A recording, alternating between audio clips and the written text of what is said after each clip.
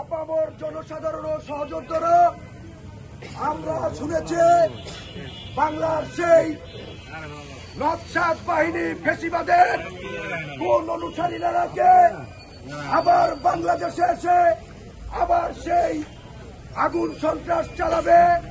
এই জন্য আমরা শহীদ জিয়ার আদর্শের সৈনিকেরা এবং বাংলাদেশের আপামর জনসাধারণকে নিয়ে ইনশাআল্লাহ সোচ্চার আছি।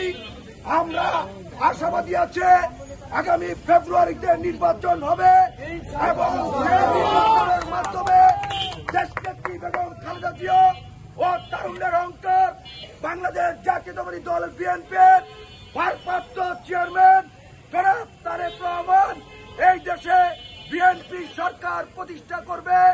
এই লক্ষ্যে বাংলাদেশের আপামর জনসাধারণকে নিয়ে আমরা এই ফ্যাসিবাদের বিরুদ্ধে যখন তখন ইনশাআল্লাহ প্রতিরোধমূলক এই সমস্ত মিছিল মিটিং এবং প্রতিরোধমূলক ব্যবস্থা করব। দোয়া করবেন এবং সোচ্চার থাকবেন। ওই নকশাদ বাহিনী অল্প সংখ্যক এবং সবচেয়ে বৃহৎ হল বাংলাদেশের জনগণ। জনগণ যেহেতু তাদেরকে প্রত্যাখ্যান করেছে, ইনশাআল্লাহ আমরা আশাবাদী আমাদেরকে ভোটের মাধ্যমে বিজয় করবে, বিএনপি সরকারকে প্রতিষ্ঠা করব। এই বলে আপনাদের সবার উপস্থিতি কামনা করে 7 নম্বর ওয়ার্ড বিএনপির সভাপতি শামীম ভাই এবং ভাইস প্রেসিডেন্ট আমাদের ছাত্র দলের সোহেল, স্বেচ্ছাসেবক দলের আওলাদ, মিরপুর থানা বিএনপির যুগ্ম আহ্বায়ক পলাশ ভাই এবং আমরা কৃষক দলের মনির ভাই সহ আমরা যারা সমবেত হয়েছি তাদের আরেকটু এক মিনিট দুটো চারটা কথা শুনবো। আইসা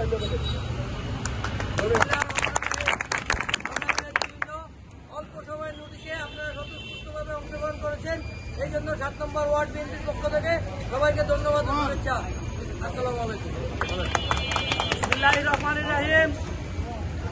আওয়ামী লীগের নৈরাজ্য এবং দুষ্কৃতিকারীদের বিরুদ্ধে আমাদের এই তাৎক্ষণিক মিছিলে উপস্থিত আছেন মিরপুর থানা বিএনপির যুগ্ম আহ্বায়ক আমার শ্রদ্ধাভাজন বড় ভাই রাসেল চৌধুরী মিঠু ভাই, উপস্থিত আছেন 7 নম্বর ওয়ার্ড বিএনপির সংগ্রামী সভাপতি শামীম ভাই, উপস্থিত আছেন মিরপুর থানা বিএনপির যুগ্ম আহ্বায়ক মাসুদ পলাশ ভাই, উপস্থিত আছেন 7 number ward BNP senior vice president আমার ভাই,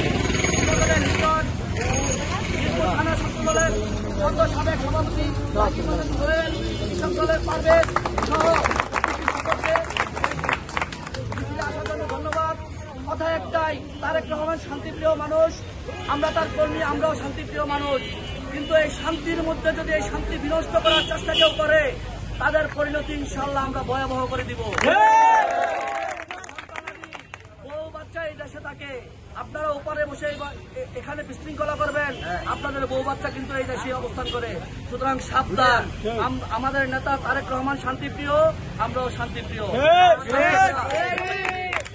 সবাইকে ধন্যবাদ জানিয়ে আগামী যে কোনো আন্দোলন সংগ্রামে অংশগ্রহণ করার জন্য আমন্ত্রণ জানিয়ে আজকের বক্তব্য শেষ করছি। ধন্যবাদ সকলকে।